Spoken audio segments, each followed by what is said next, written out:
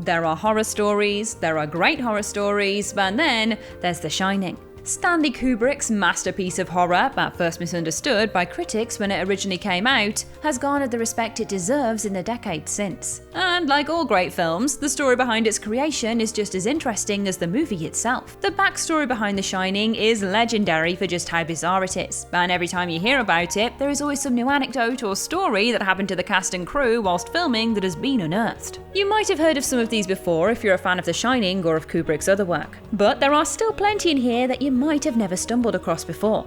So, let's throw open the doors of room 237 and have a poke about, shall we? I am the Overlook resident, Ash from What Culture, and these are 20 things you didn't know about The Shining. 20. The Overlook Hotel makes no sense. One of the first things you notice about this movie when you start combing through it with a critical eye is that the Overlook Hotel makes absolutely no goddamn sense. Let's start with Ullman's office. The office has windows looking outside, but their placement makes no sense because looking at the room from the outside clearly shows that there are rooms where those windows would be placed. In fact, multiple times throughout the movie there are windows that should not exist where they are. The ballroom could not fit inside a hotel like this, corridors go on too long, and sometimes wind in circles. According to Jan Harlan, the film's executive producer, this was all, of course, intentional. Nothing about the inside of this hotel is meant to make any kind of logical sense. It is one of the first things you notice when you go looking for the deeper meaning behind this movie, which is why it's here at the start of the list, but noticing it really does add to the nightmarish quality of the setting. 19. There was a different original ending.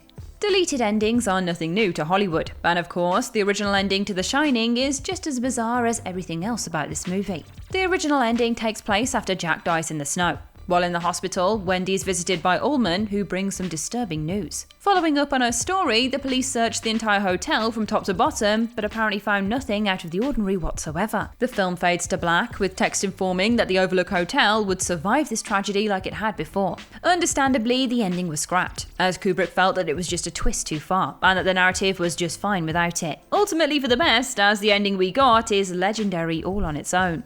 18. It probably saved Kubrick's career. Kubrick in his heyday was one of those directors for whom Hollywood just kinda let do his own thing, very much the mainstream auteur. A lot of this came from the fact that, like all filmmakers allowed to just be around long after they've stopped hitting their stride, he never lost anyone any money. But there was one time where he came damn close to changing that. Barry Lyndon was the film directly before The Shining, and whilst not a total flop, it was still a disappointment at the box office and received a lukewarm response from critics. While Kubrick's career wasn't in any immediate danger, if The Shining underperformed, Hollywood would probably start losing faith in the madman from Manhattan. Fortunately, The Shining did not disappoint. On a budget of only $19 million, The Shining made back $47 million, making it one of the top 10 highest-grossing films of 1980. 17. Kubrick lied about the blood coming out of the elevator to the MPAA. Faking blood is an old Hollywood tradition, and they have become very good at finding suitable replacements for blood in movies. But if there's one lesson to take from this list, it's that Kubrick's dedication to his craft tends to lead him to laughing in the face of sensible options. So when he made the bloody elevator scene, he used actual blood instead of the many substitutes that the effects wizards could come up with at the time. Besides causing multiple electrical shortages due to the high glucose in the blood, making it one of the harder shots in the movie, Kubrick also had to contend with the MPAA jumping on him about it. Desperate for an excuse that would cover his ass whilst also letting him continue making the film he wanted, Kubrick thought up a frankly ludicrous fib. It wasn't blood, it was rusty water. Of course, such an obvious and idiotic lie had no choice in the eyes of the universe but to work 100%. So the MPAA bought it and allowed Kubrick to carry on. Suckers. 16. There was no snow in the final scene, just salt. If you thought the closing line for that previous entry was salty, then you don't know the meaning of the word. But you know who does? The cast and crew of The Shining after filming the climax of the movie. The ending called for a lot more snow than what Mother Nature was willing to offer Kubrick. To compensate for this, Kubrick filled the hedge maze wherein the climax took place with approximately 900 tons of salt and crushed styrofoam. With this in mind, it makes that whole scene kind of hilarious when you know that instead of snow, the hedge maze is filled with more salt than your grandmother's casserole. 15. Its most famous line was completely improvised. Anyone younger than 50 might not know this, but the classic line, "Here's Johnny," was actually a reference to a past era of The Tonight Show, when it was hosted by Johnny Carson. The line was completely improvised by Nicholson, who got caught up in the moment during his method acting and said the line during one of the earlier takes. But it worked so well for the character, helped greatly by Nicholson's masterful performance, that Kubrick just decided to keep it going forward. As a result, nowadays we associate the line more with The Shining than with The Tonight Show, which does make me wonder if the same would have happened if Jack referenced other talk shows like Homer did in that brilliant Simpsons spoof of this scene. We will likely never know for sure until I can get that dimension hopping machine working, but this is still a damn good scene and line regardless. 14. Kubrick might have written all of the lines on the typewriter himself. One must wonder where Kubrick got all the typewriter papers that read the famous line, "All work and no play makes Jack a dull boy." Now, it could be a prop, but more than enough evidence suggests that Kubrick sat down and meticulously wrote out every single line. Sure, his typewriter has a built-in memory, but just looking at the papers suggests otherwise because a recorded memory wouldn't make so many obvious spelling errors. Add on to that the fact the prop department were at no point asked to make something like this, the papers are sitting in Kubrick's actual typewriter, and that we're talking about a guy known for his insane attention to detail, and it isn't a hard conclusion to draw. 13. It was Danny Lloyd's only movie. One of the most praised parts of the movie at the time was the performance of Danny Lloyd as Jack Torrance's son. The Shining seemed to be introducing the next big breakout child star with this performance. That was, of course, though, not how the cards ended up falling. Danny Lloyd would not appear in any other major film release after The Shining. His only other film appearance post this film coming out would be a low-budget TV movie 2 years later. But after that, nothing. Lloyd said later in an interview with the New York Daily News in 2013 that it wasn't for a lack of trying. But by the time he turned 14, he just didn't feel the same spark anymore. Plus, school was starting to take over his life, so he decided to call it quits. Danny Lloyd is now a pig farmer and science teacher in the American heartland. A shame, since he was really a great actor for his age at the time. But at least his only film appearance is one that nobody could ever forget. 12. Kubrick got the idea for this movie from an episode of Omnibus. What is Omnibus, I hear you ask? Well, in the 50s and 60s, Omnibus was one of many educational programs meant to educate Americans, young and old. Stanley Kubrick was an assistant director on one episode. But the one that ultimately played a hand in inspiring how he approached The Shining was one wherein a group of poker players get into a fight over a game. The main character dies at the end, seemingly over a misunderstanding about one of the men cheating him in the game, only to discover that, indeed, the man was actually cheating him. Kubrick wanted to make a similar kind of supernatural psychological thriller, one that messed with people's heads and left them unsure what to think about what the hell they just watched. 11. Danny Lloyd didn't even know he was in a horror movie. Danny Lloyd was 5 years old when he was in The Shining, and even Kubrick didn't want to permanently traumatize the kid by letting him in on what he was really acting in. To protect him, Kubrick told Lloyd that, rather than a scary movie, they were making a drama. Danny didn't even see the whole film until 11 years later, when he turned 16. Though, hilariously, as a result of having seen the film from behind the scenes, he failed to find it scary. 10. Most of the set burned to the ground. It's said of The Shining and its original novel by Stephen King that the movie ended in ice, while the book ended in fire. This is of course a reference to the fact that the novel ended with the Overlook Hotel burning to the ground because of Jack's insanity, causing him to forget to check the old broken down boiler in the hotel's basement. While the movie didn't technically end with the whole thing burning down, that didn't stop a nice big fire from breaking out regardless. The fire consumed 2 entire sound stages and came damn close to burning down a third one, totaling at roughly $2.5 million in damages. The kicker? No one really knows what caused the fire to begin with, which sounds about right for this surreal as hell production. 9. Nicholson wrote an entire scene.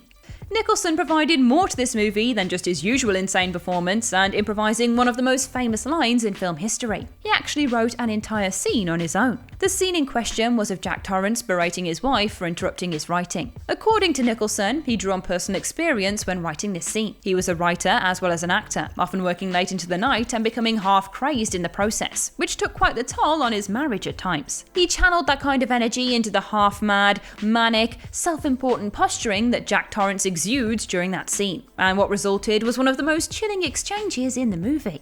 8. Kubrick abused Shelley Duvall. I can hear you typing in the comments from here, cinephiles, and frankly, I do not care. It is a fact that is spoken about a lot, and I'm going to speak about it again, and we are going to call Kubrick's behaviour towards Shelley Duvall what it was. Abusive. One of the examples of this was forcing Duvall to redo the scene where Jack first tries to murder Wendy 127 times in a row.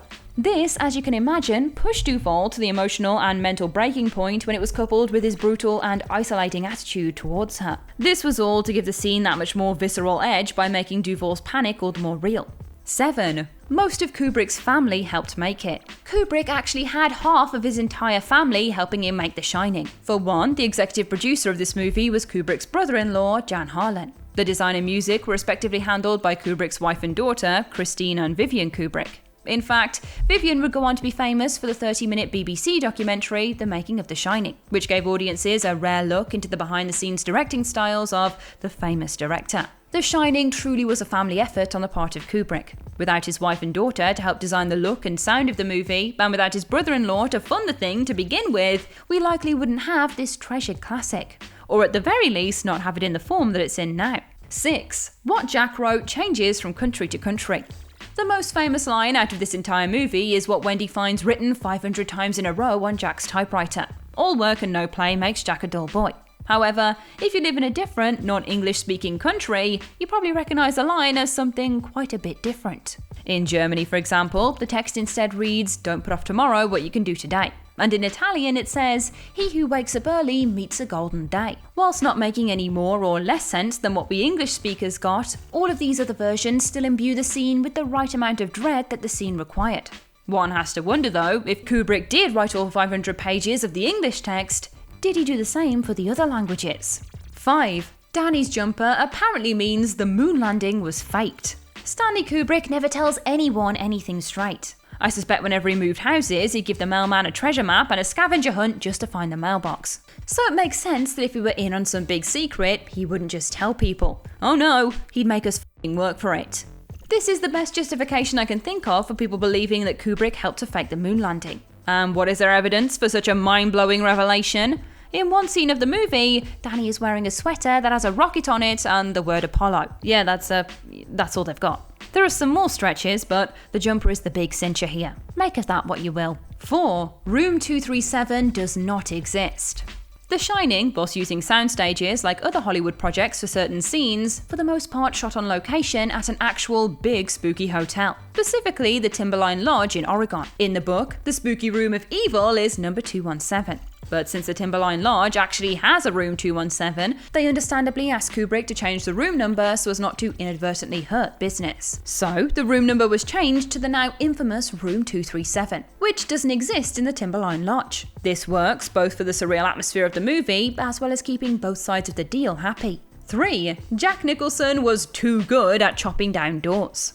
Jack Nicholson went through an inordinate amount of doors while rehearsing the Here's Johnny scene. 60 of the things, to be exact. Apparently, he used to work as a volunteer firefighter, so he already had more than enough training needed to properly knock down a door with an axe. And so, he got through plenty of them. 2. Stephen King wrote the screenplay, which Kubrick then ignored.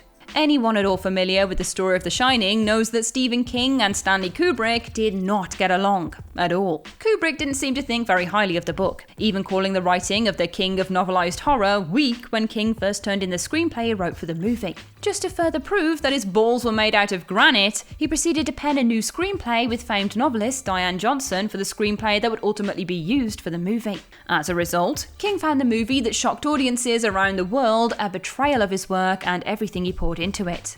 There were many reasons for this, one of which was turning the story of Jack Torrance from a man's slow, tragic descent into madness into a story about horrible circumstances revealing the monster that was always under Jack's skin. It's ultimately subjective as to which approach would have been better for the movie in this case. But there was another sticking point King had with the movie that is a little odd.